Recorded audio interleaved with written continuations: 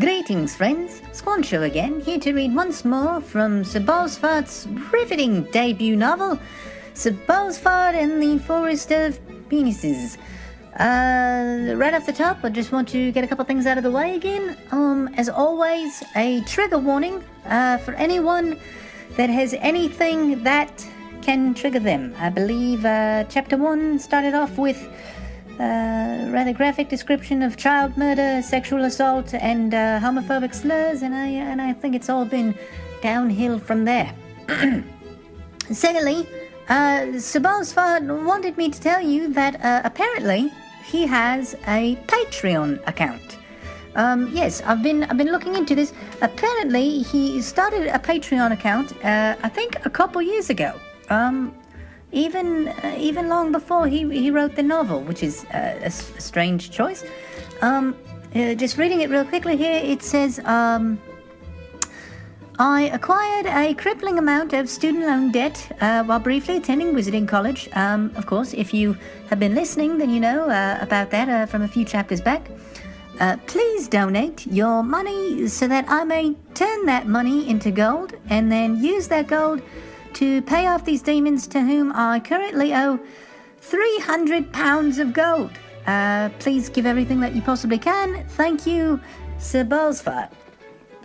Alright, well, I'm not sure what the rate of conversion for 300 pounds of gold is, but sounds like a lot. So anywho, if you can donate, please do so. Apparently this is a very important thing to him that he has brought up several times to me, so if you can help him out at all, you'll be helping me, so thank you. Anyway, back to the story. Today we will be reading Chapter 9, entitled Trial by Water. My hands were bound with the ropey sea leaves that those merfucks use for restraining prisoners. 2 guards then escorted me down the long cylindrical hallway on a leash. As we passed by the other cells, I spied my fellow criminal vermin, each mugging from behind their barred circular doors like a bunch of fucking losers. Upon reaching the end of that hallway, my escorts and I moved into the main common areas, passing by the room where I had been processed before returning once more to the bustling city streets of Niatis. I honestly didn't expect my captors to be quite so dickish about dragging me through town this time, seeing as this was a much calmer situation than the one they had found me in the day before. But of course I was once again greatly underestimating the mer people and just what truly relentless dicks that they really were. My wrists, shoulders, and fishtail ached as we finally arrived at the opulent courthouse somewhere near the upper centre of the city. The architecture of that structure was quite distinct from all the other buildings around it. In fact, it seemed to be one of the only buildings that actually included real glass, which was bright yellow, thick, and chiseled. I noticed too that the overall design of the courthouse was also curvier than most of the surrounding structures, and it really stood out as an important building for whatever bullshit purpose it served in this bullshit mermaid society. My 2 captors and I entered through its large front door and twisted down a corridor. We then turned upward and ascended about 40 feet along an extensive gaping shaft. Detailed paintings lined this gaping shaft, as well as ornate mosaics and engraved geometric patterns. Finally, we reached the top of the corridor, where we turned once more and entered into an enormous domed theatre, filled with enough merpeople chairs to seat a large merpeople audience. These chairs were all empty, but the room was far from vacant, as before me stood a long row of criminals, each with their adjacent escorts, all waiting in line. At the far end of this line, in the very centre of the room, sat a small collection of bigwigs on a row of big, stupid thrones. Those fuckers had to be the judges, and I could see them talking to the criminals and their escorts one by one, listening to their cases and coming to some bullshit verdicts among themselves. As my captors and I inched through the room, I wished only that I could tell what the fuck everyone was saying. Maybe then I might have had some better idea about how to argue my case. But whatever, I probably would have still winged that shit as usual. Finally, after almost an hour of waiting, the line before me thinned down to nothing, and the time had come at last for me to plead my case before the council. "This fool does not know the tongue of his own people," growled the guard to my left. "We shall then address him in conlang, should there be no objections." The judges nodded. "So what then are the charges, Lieutenant?" The question came from one of the older female judges, who had completely ridiculous hair. "Disturbing the peace, madam, as well as the theft of several thousand conches from a beggar." "That part's actually not true," I interjected. "That beggar's a liar." The guard quickly cracked my jaw with her backhand.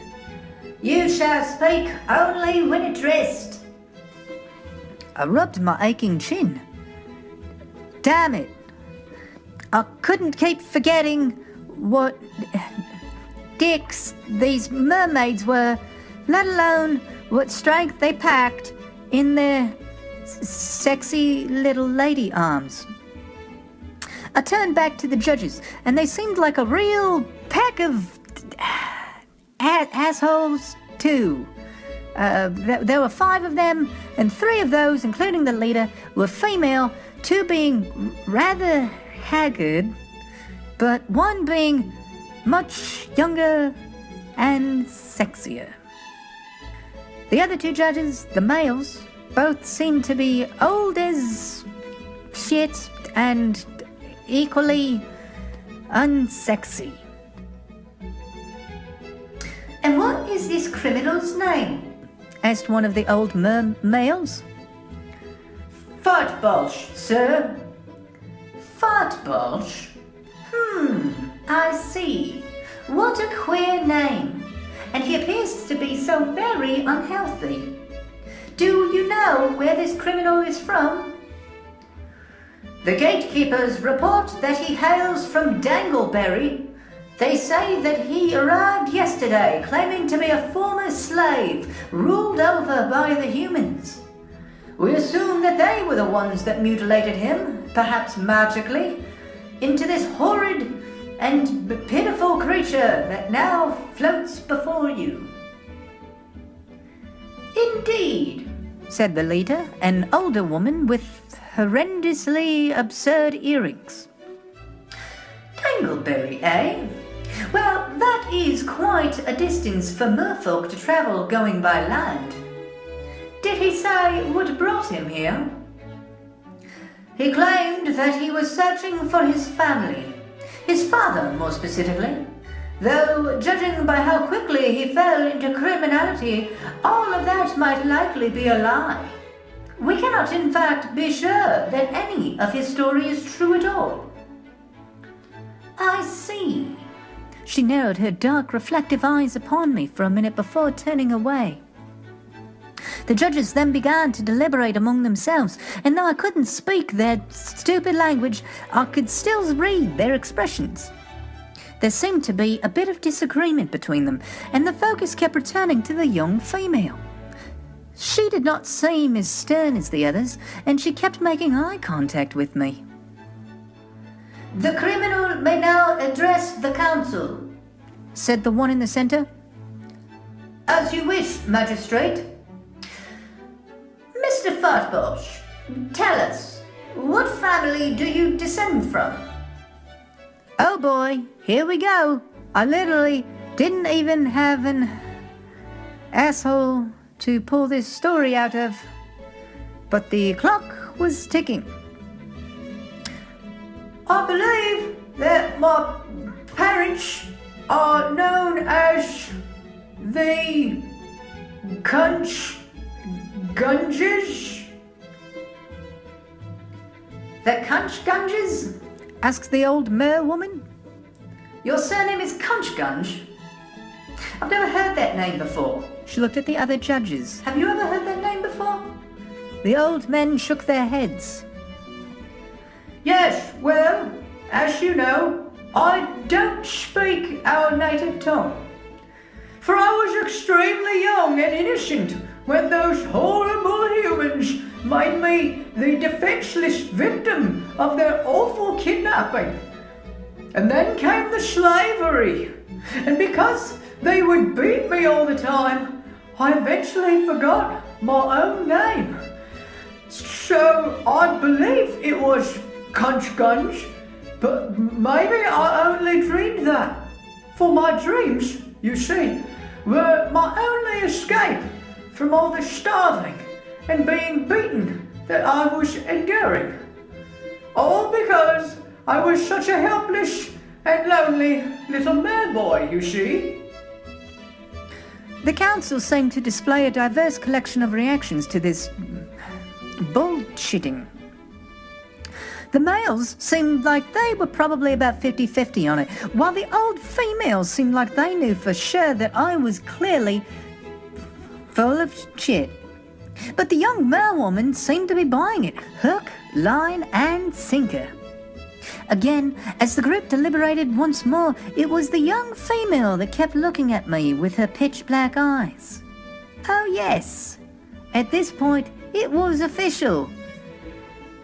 She definitely wanted this big, fat dick in her fish hole.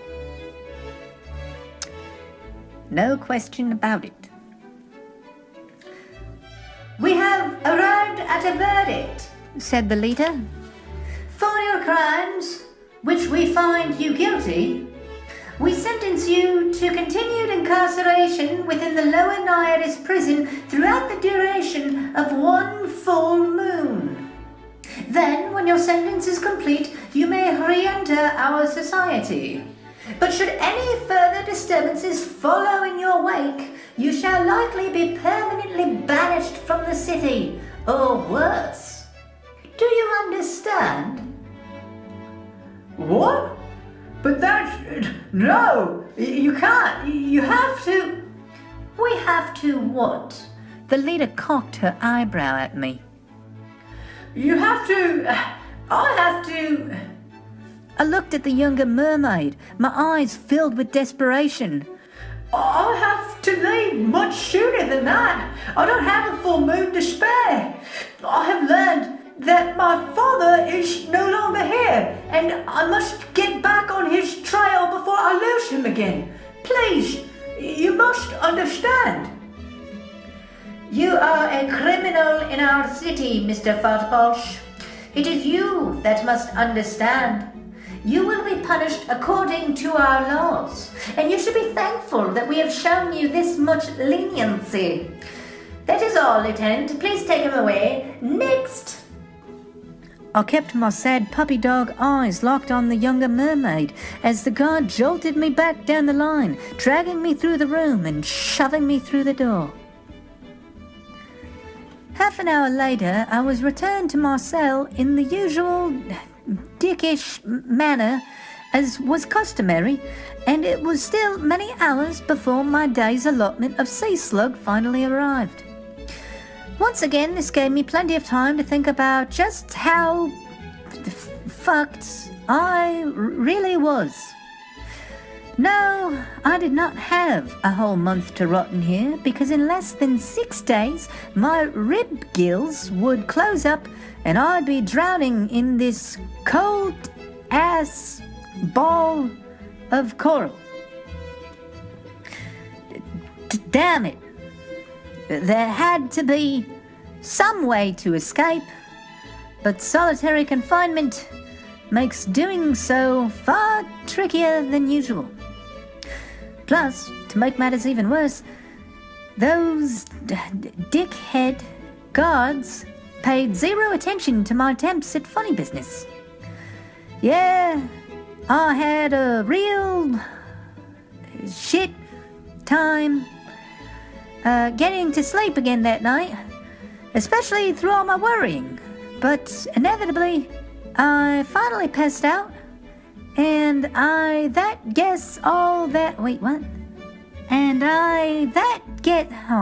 it's just a major mistake in the text. I believe what he's trying to say is, and I guess that all of that built-up emotional strain resulted in one crazy fucking dream. Wake up, Ballsfart! Laughed a tiny voice. We're here! It was that little beetle man, made entirely from feces. Mr. Celery! I shouted. No, Ballsfart, smiled Celery. That's Dr. Celery to you. We shared a momentary laugh. Oh, Dr. Celery, but we have to escape. The hyena people have me over a barrel. Ballsfart, my love, your key is the dick. Wait a second. That didn't come from Dr. Celery. That was a woman. A sexy woman. I turned to find Princess Tits standing beside me. She was here, my beautiful, wonderful, big-titted princess. We were all in some building together. Was this my sex tower? Oh, shit. Squancho the monkey boy was there too? I'm in this story. I'm in his dream. He dreams about me. That's amazing. I'm sorry, back to the story. Squancho the monkey boy was there too. Fuck. Faster, Ballsfart, chirped Squancho. I need the tea before noodle time. Why would I say that? Squancho was sitting in front of an open window, wearing a clown suit and waving maracas in the air. Why would I be doing that? I floated up to him and pushed him through the window, enjoying his screams as he fell to his death.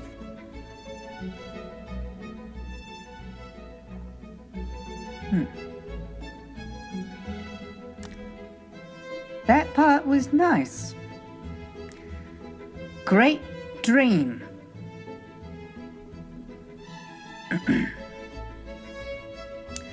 Gonna have to think about that for a second.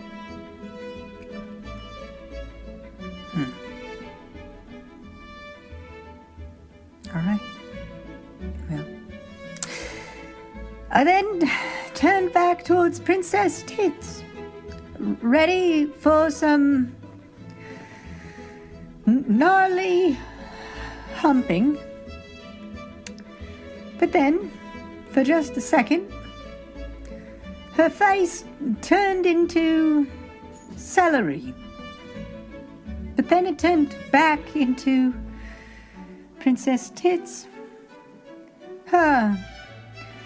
That was awkward. I ripped open her dress, and wow! She had 4 tits now. Very cool. I leaned forward and motorboated all 4 of her titties at once. This was just such a great dream. As I lifted my head up from her breasts, I found that the room had now changed. No, this was not my sex tower. This was L'Oreal's house in that cave beside the big brown penis. And L'Oreal was there too, staring at me with dopey, stupid sex eyes. I decided that I actually do want to fuck you, Ballsfart, and your big, manly nuts. Huzzah! I fucking knew it. I reached forward and ripped open L'Oreal's shirt. I can't believe he dreams about me dying.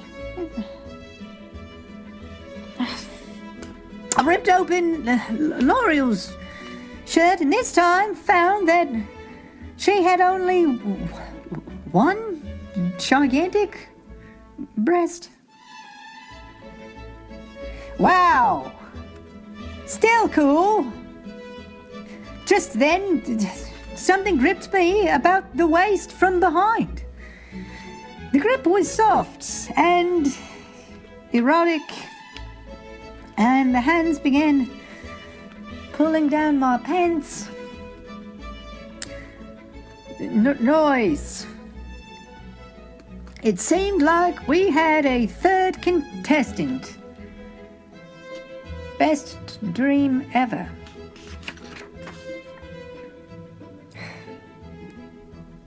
My dick flopped out and L'Oreal and Princess Tits both got down on their knees to receive it, I assume with their mouths.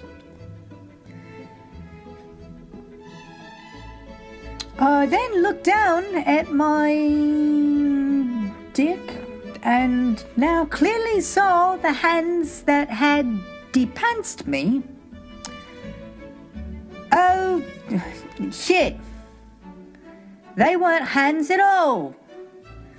They were spiked metal gauntlets. Rape fist. Just then, one of the gauntlets grabbed a hold of my Peter, which then fought and writhed like a chubby little serpent, but it just couldn't escape. Soon that big spiky hand pops my little Johnson right off my body. And as I turned around, horrified and confounded, I watched helplessly as a massive, shadowy figure ran off, clutching my penis in his big, spiked gauntlets. No! I screamed. Give back the penis. No!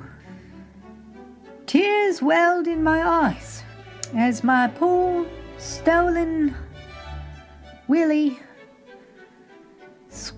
squirted all over the room.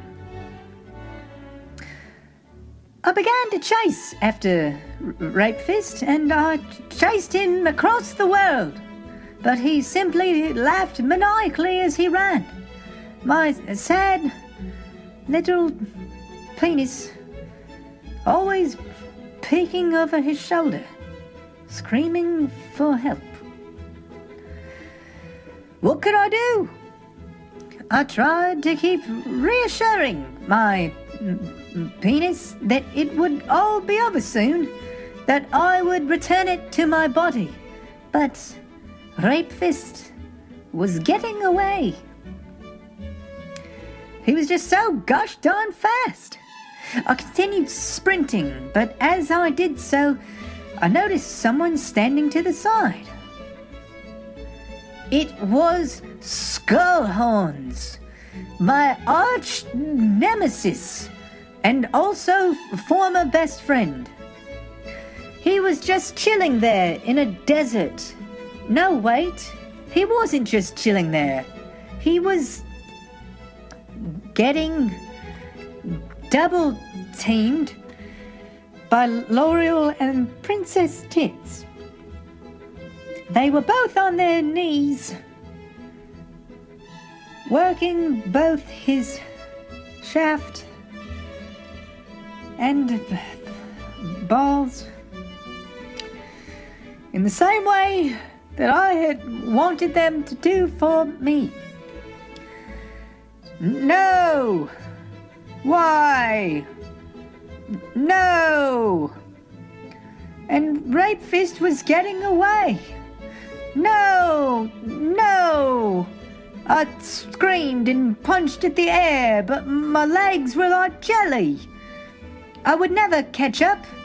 This was the worst dream that anyone's ever had. Come back with the penis, I screamed. Quit stealing my penis. Just then, a giant, disembodied cock, supernatural in both its magnitude and behavior, swung down from the sky like a Titanic pendulum. This donga was fast and slapped me right in the face, knocking me to my side. My eyes shot upward, hoping to see whose massive dong this was, but the sky was too bright. I couldn't see a thing. And then the donga swung by again, and this time I was able to dodge it. Rape Fist had now stopped running, and he was not far away. This was my chance. My pee-pee was still screaming for help, and I was almost there. I was so close.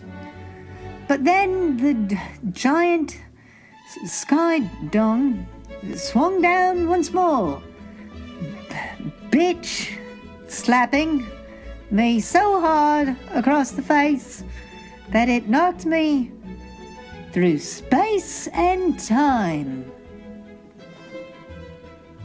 That was a terrible dream sequence. All right, anyway, continuing. Fartwelsh, shouted the prison guard as he slapped me awake. you have a visitor. I awoke in terror, and it took me a moment to remember where I was. The guard then lowered himself back to the cellar door before relocking it. I rushed to the bars to see who had come to visit me, and of course, as I should have totally expected, it was that fancy-ass mermaid from the trial, clearly starving to suck the shit out of my big fat dick. What's happening, baby girl? I asked, smooth as fucking silk. Are you all right? She seemed genuinely concerned. It was adorable. Again, I laid it on thick. Well, life in this prison is certainly tearing me to pieces, I said, turning back on the puppy eyes. but given the suffering that I've weathered during my torturous life, I guess I'm used to it. Each morning, I find the strength to carry on.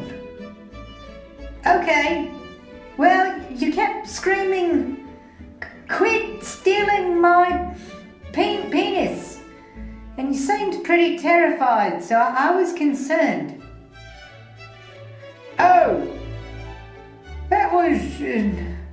don't worry about that. So, what brings you to see me?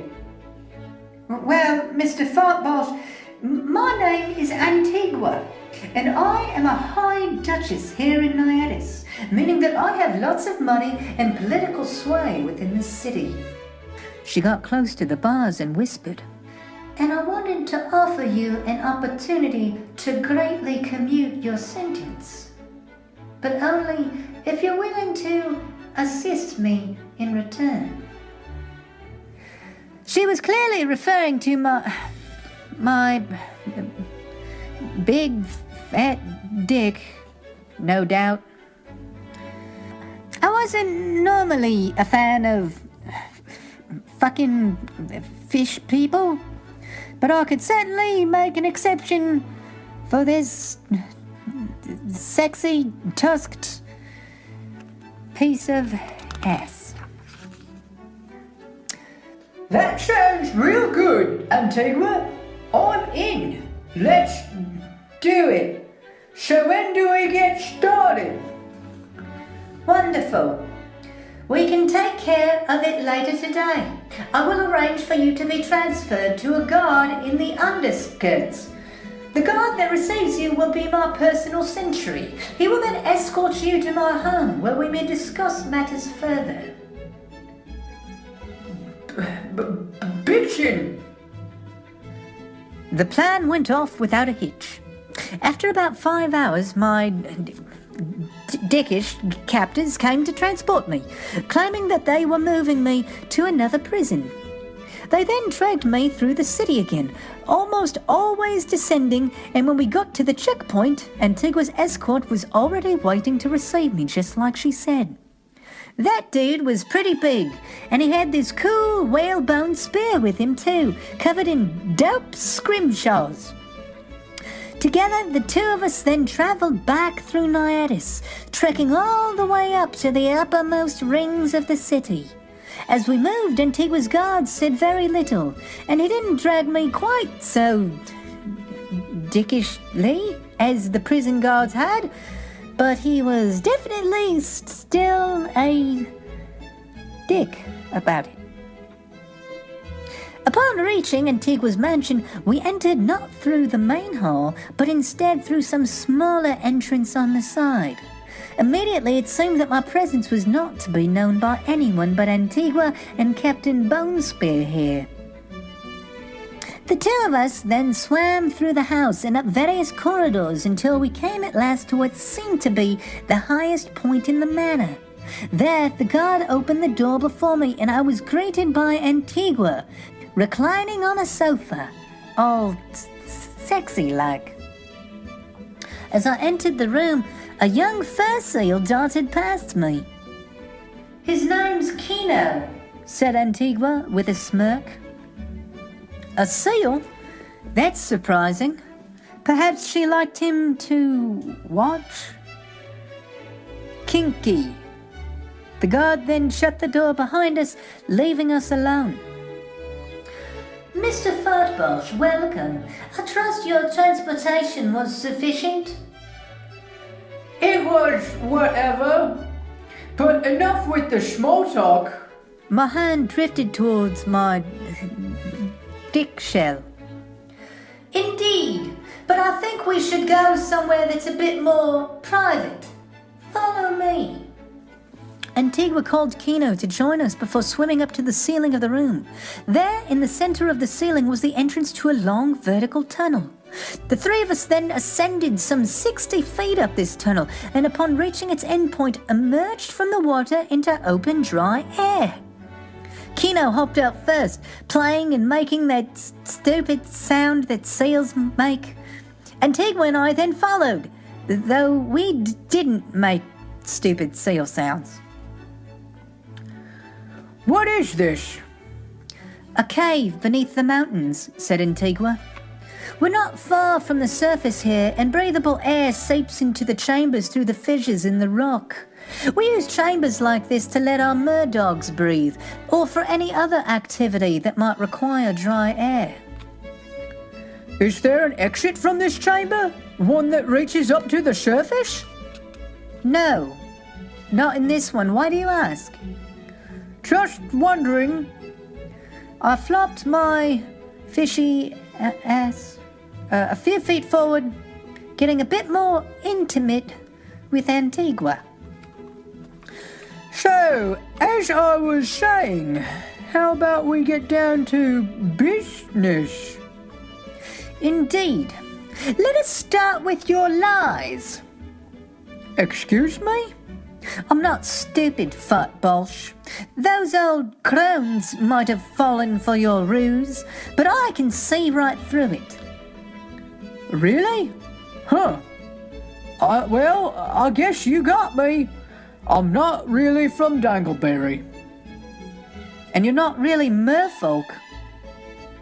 Well, that too. I knew it! So what is it? Are you a wizard? Maybe. Well, that's certainly a no. So who did this for you? And where can I find her?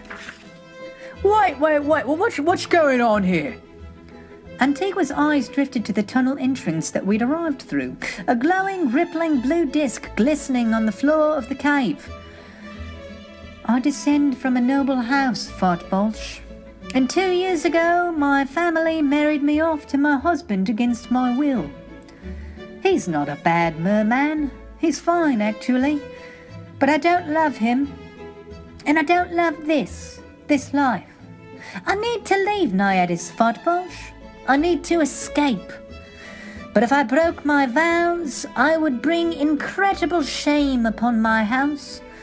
And they wouldn't just exile me for that kind of dishonor, no. I'd probably be sentenced to death. It would be suicide. I might as well just talk shit about a waterfall. Wow. Damn. I guess you guys were pretty lenient with me after all. I need your help. She grabbed onto my hands with a surprisingly firm grip. There's no way for me to escape through the rivers. Not on a voyage that far. They'll catch me. No, if I'm leaving, I'll need to travel over land. And that's where you come in. Rumors tell of a witch that has recently come to dwell in the forest. And from the appearance of your disturbing body, I assume that you found her. You're not one of us, but she made you close enough to get by. So I need to know, can she do the same for me? I thought about it for a second. L'Oreal definitely wouldn't want me giving her address to every dumb cunt off the street. But this mer-skank probably had more mer money than L'Oreal could dream of. I guess I could do that. I mean, sure, but I'll need your help in return. And what help would that be?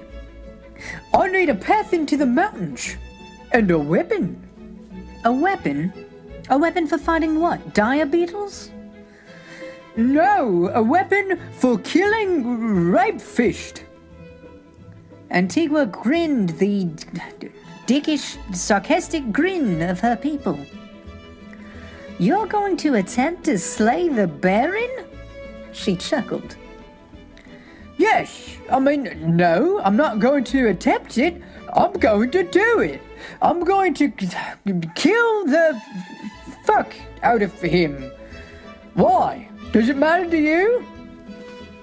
Not at all. We merfolk are happily independent from the Baron and his silly drake. But from what little my people know of the Baron's treacherous powers, you're going to need more than just any regular sword to slay him. So what are you saying? Like I need a magical weapon? You'll need an incredibly magical weapon, Fat Bolsh. Probably the most magical weapon in the city. But even then, I wouldn't bet my conscience on it. And what exactly is the most magical weapon in the city? Only one such armament comes to mind. And normally, I wouldn't even consider it, but seeing as I'm never setting flipper in this God's forsaken city again, it matters not to me what you do with it. This weapon that I speak of is a lance, and it's stored in the home of my husband's father. It's an ancient relic, an heirloom of his bloodline. The thing's been passed down from generation to generation for 10,000 years. It's said that it has the magical power to stab through any surface. I haven't personally seen it tested myself, but that is what they've always claimed. But again, even then, the great lance of Naiadis might still not be powerful enough to bring down the Baron. He's special. Well, then I guess I'll just have to stab him in his stupid face and find out. Do as you will. And once you have the lance, you can head for the tunnels on the eastern side of the city. Those are the only caves that reach up to the surface that I'm aware of. But I have to warn you, that area is a dangerous labyrinth, both under the water and above it. And I only know how to navigate you through the first part. Once you reach dry air, you'll be on your own. That's fine. I'll figure it out. Antigua smiled. So then this shall be our agreement, eh? I shall make you a map to the caves and provide you with the weapon that you need.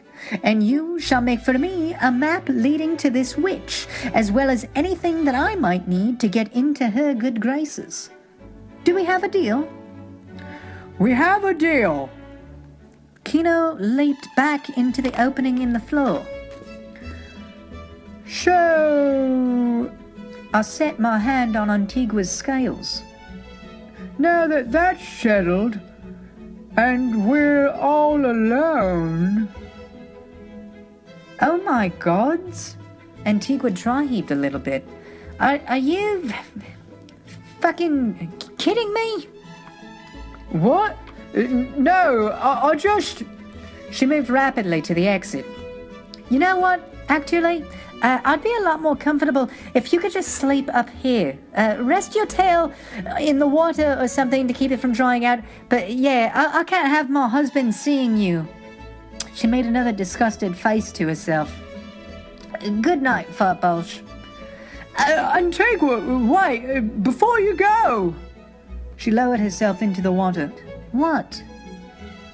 I held on to the moment for a second, but unfortunately, I couldn't come up with anything that wouldn't just make the situation worse. Never mind, I murmured. Okay, good. Bye, Fart Bolsh. Good night, Antigua.